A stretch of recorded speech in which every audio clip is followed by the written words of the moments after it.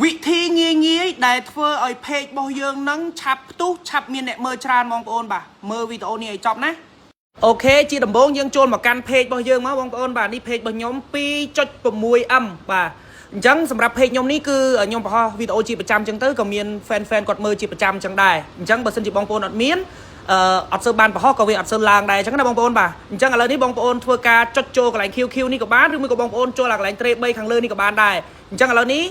បើកន្លែង 3 ខាងលើនេះយើងចុចនេះហើយយើងចុចនេះមកដូចតែគ្នាទេបងប្អូនបាទអញ្ចឹងឥឡូវនេះខ្ញុំយកអា QQ ហ្នឹងអូខេហើយបន្តមកទៀតបងប្អូនជ្រើសរើសយកអាកន្លែង3មកនេះមើលតាមខ្ញុំមកបងប្អូនចុចមួយមកអូខេហើយបន្តមកទៀតបងប្អូនយកអានេះមកនេះចុចតាមខ្ញុំវើកមកអូខេហើយបន្តមកទៀតបងប្អូនជ្រើសរើសយក go to weekly progress អូខេយកអាកន្លែងហ្នឹងមកបងប្អូនងាយហើយបន្តមកទៀតនេះបងប្អូនឃើញអាកន្លែងនេះអត់នេះដែលខ្ញុំដាក់នេះណាចឹងបងប្អូនចុចលើហ្នឹងមកគឺវាមាន3ចំណុចសម្រាប់បងប្អូនធ្វើអញ្ចឹងឥឡូវនេះយើងយក reach more people មកបងប្អូនបាទអញ្ចឹងយើងជ្រើសរើសយក reach more people មកយើងthíchវាមកហើយបន្ទាប់មកយើងយកពី update មកអូខេនេះឃើញទេបងប្អូននេះ challenge ដែលយើងត្រូវតែធ្វើនេះដើម្បីឲ្យ page របស់យើងកាន់តែ reach កាន់តែមានអ្នកមើលច្រើនអូខេអញ្ចឹងគេឲ្យយើងហ្នឹងព្យាយាមផុសផុសរហូតដល់26ណាបងប្អូនបាទផុសអីផុសទៅឲ្យបាន26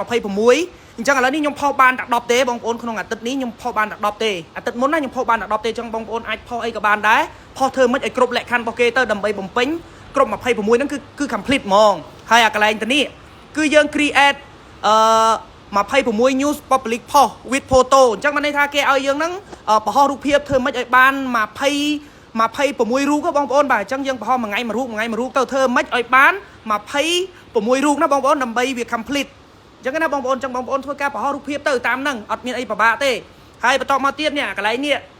អញ្ចឹងបានន័យថាខ្ញុំរក view ក្នុងអាទិត្យមុនហ្នឹងខ្ញុំបានតា7ម៉ាននេះរី10រយពាន់ម៉ឺនសែន7សែនទេប៉ុន្តែយើងគេឲ្យយើងហ្នឹងព្យាយាមធ្វើម៉េចរកឲ្យបាន4លាន8សែនមកដើម្បីឲ្យអាเพจយើងហ្នឹងកាន់តែរីកបន្ថែមទៀតអញ្ចឹងណាអញ្ចឹងគេឲ្យយើងព្យាយាមដាក់ content ណាផ្ទុះអីអញ្ចឹងណាបងប្អូនបាទហ្នឹងហើយអូខេអញ្ចឹងអាចំណុចទាំងអស់នេះបងប្អូនយល់ហើយអញ្ចឹងឥឡូវយើងចូលទៅអាកន្លែងទី2បាទទី2ហ្នឹងគឺ build my community អូខេអញ្ចឹងយើងចុចពាក្យយើងចុចអាកន្លែងហ្នឹងហើយយើងចុច update មកបងប្អូនបាទអូខេអញ្ចឹងដល់អាកន្លែងវគ្គនេះគឺគេឲ្យយើងហ្នឹងណែបង្កើត story របៀបលេងសាច់អី story អីផ្សេងទៅអញ្ចឹងបងប្អូនចង់បង្កើត story ចុចមកនេះ create story មកដើម្បីឲ្យមាន fan យើងចូលលេងឧទាហរណ៍ថាអីចឹងឧទាហរណ៍ថារូបពូណំអីចឹងទៅបង្កើតថាយើងសរសេរពីអីចឹងទៅដើម្បីឲ្យ fan យើងគាត់ឃើញមើល story យើងចឹងឲ្យវា active page ចឹងណាបងប្អូនបាទហើយបន្តមកទៀតនេះ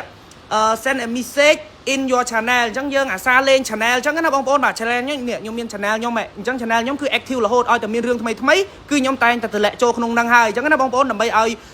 fan របស់យើងគាត់សកម្មនៅក្នុងហ្នឹងតែកាលណាយើងលេងជាប់រហូត fan យើងគឺអត់បាត់មុខទេគឺវាមានតែ reach time អូខេហើយបន្តមកទៀតកន្លែង reply to comment អញ្ចឹងអាកន្លែងនេះគឺបងប្អូនបើសិនជាគេ comment យើងទៅលើវីដេអូទៅលើ post របស់យើងទៅលើរូបភាពរបស់យើងគឺយើងត្រូវតែចូលទៅ reply ពួកគាត់អញ្ចឹងណាបងប្អូនបាទអញ្ចឹងបងប្អូនចូលទៅ reply ទៅឧទាហរណ៍ថានេះ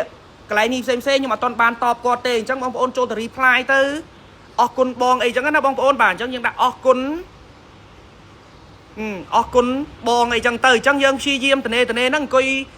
តប comment ពួកគាត់ទៅដើម្បីឲ្យវាមានសកម្មភាពactive ជាមួយគ្នាអីចឹងណាបងប្អូនបាទអាកន្លែងចំណុចនេះណាហើយអាកន្លែងចំណុចនេះ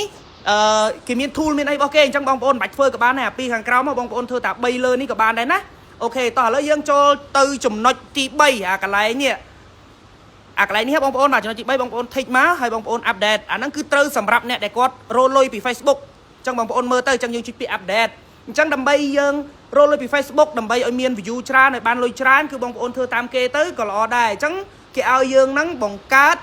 new post 26 new post ឥឡូវនេះខ្ញុំបានតែ10ទេនេះនៅសល់16ទៀតបងប្អូនបាទអញ្ចឹងខ្ញុំត្រូវការបង្ហោះបន្ថែមទៀតហើយទៅលើ page ហ្នឹងអញ្ចឹងបងប្អូនធ្វើម៉េចបំពេញឲ្យគ្រប់ទៅដើម្បីឲ្យវា reach ដើម្បីឲ្យវា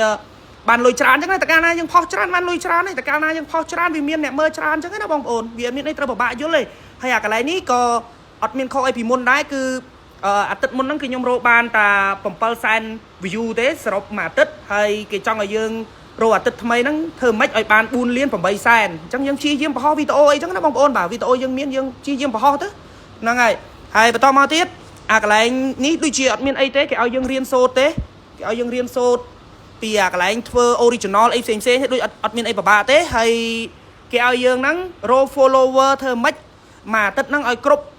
ឲ្យបាន50នាក់ឥឡូវនេះខ្ញុំរកបានហើយនឹងមានតលឹះទៀតបងប្អូនបាទ follower របស់ខ្ញុំមានតលឹះអញ្ចឹងគ្រប់តែម្ដងបាទអញ្ចឹងនៅពេលដែលបងប្អូនបំពេញអា3នេះឲ្យអស់ហើយបំពេញតាមគេអស់ហើយបងប្អូនព្យាយាមផុសតាមគេអស់ហើយគឺវាធ្វើឲ្យ page របស់យើងហ្នឹងវារីកអញ្ចឹងណាបងប្អូនបាទនេះឃើញទេឃើញ page របស់ខ្ញុំទេ